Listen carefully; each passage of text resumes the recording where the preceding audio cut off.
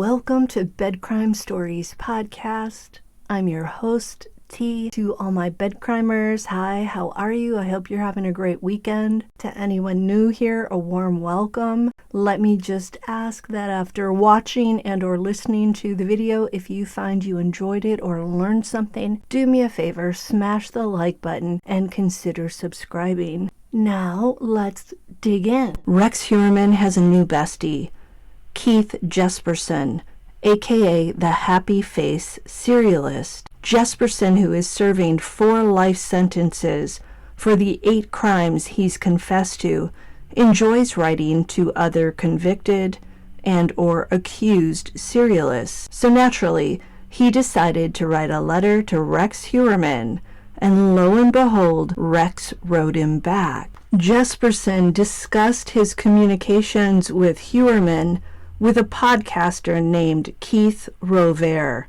and during their recorded chat, Jesperson shared what Rex Heuermann relayed to him about his case, about how things are going with his lawyers, and the concerns that he has about a potential lifetime in prison or worse. Jesperson's first impression of Heuermann is that Rex is accepting that he's caught and that he's already at peace with it in his heart. Jesperson said that he advises suspects who are guilty to own it and to confess, but he also admitted that he advised Rex to keep quiet about his case until it plays out in court, and also to refrain from exchanging letters with anyone else. But Jesperson feels that if prosecutors have enough evidence on someone to obtain an arrest warrant, then they have enough discovery/evidence to get that person convicted. Hearing what Jesperson said made me wonder if he and Bryan Kohberger are corresponding.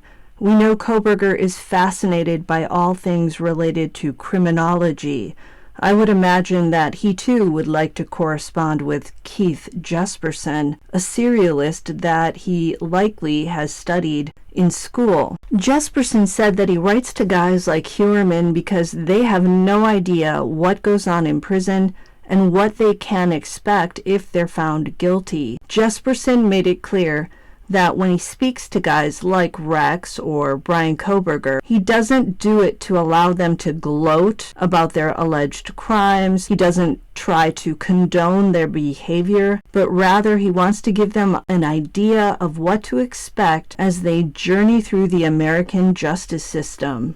Happy Face Jesperson said that when he told Rex to own it, as in own his role in the crimes he's accused of, Rex replied that he hasn't seen any of the evidence against him yet. Jesperson countered with, "There's no discovery if you're innocent, and the authorities would not have arrested you unless they had the goods on you." Rex was very polite with Jesperson, and he said thank you for all the advice and said that it was a help and a comfort to him. Rex then asked Jesperson about his day-to-day life in prison and about the quality of the food served in the clink. Jesperson said Rex seemed scared and that his lawyers are attempting to come up with a defense for him, but it's one that Rex isn't thrilled with. Jesperson told Rex that in his own case, he asked for a detective around 11 p.m. and he confessed 100% to all of his cases, so that there was no discovery or evidence being dug up by the state and the prosecutors. Jesperson didn't want his lawyer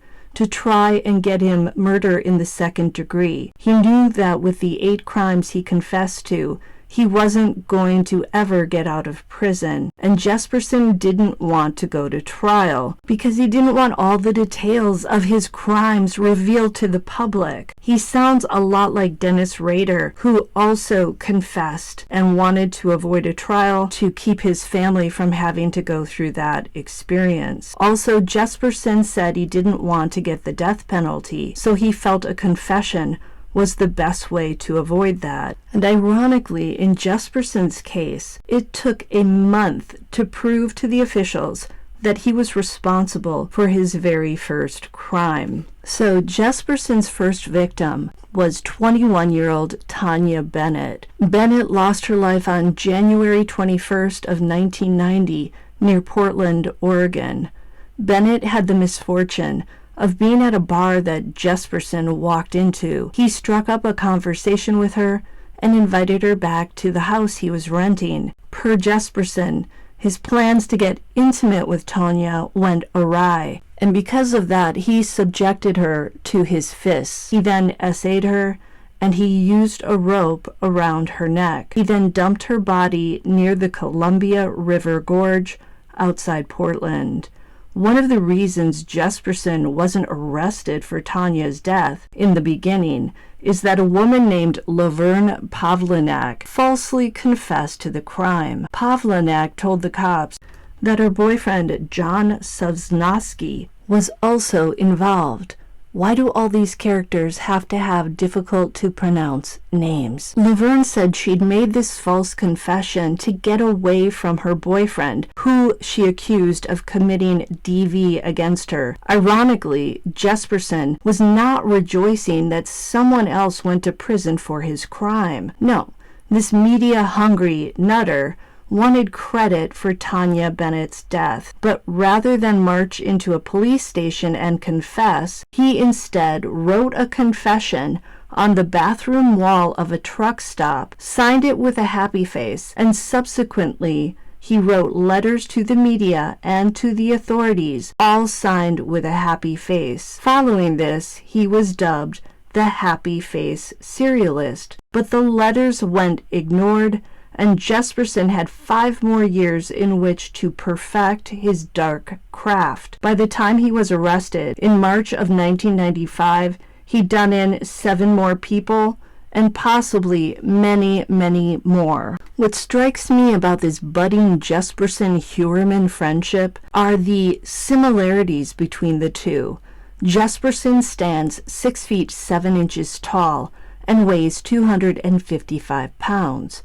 Rex Heuermann, depending on which source you choose to believe, stands between 6 feet 4 inches and 6 feet 6 inches tall and weighs approximately 280 pounds. In addition to their similar physiques, both men targeted escorts, allegedly. I have to say allegedly because Rex Heuermann has yet to be convicted of the crimes. It also would appear that Jesperson and Heuermann used their hands or objects like rope and belts to do in their victims. Jesperson essayed his victims, and it sounds like the Gilgo Beach victims, whose deaths Rex is charged with, were very likely essayed. Jesperson, like Heuermann and Bryan Kohberger, was bullied by his classmates in school. In Jesperson's case, it was because of his large size.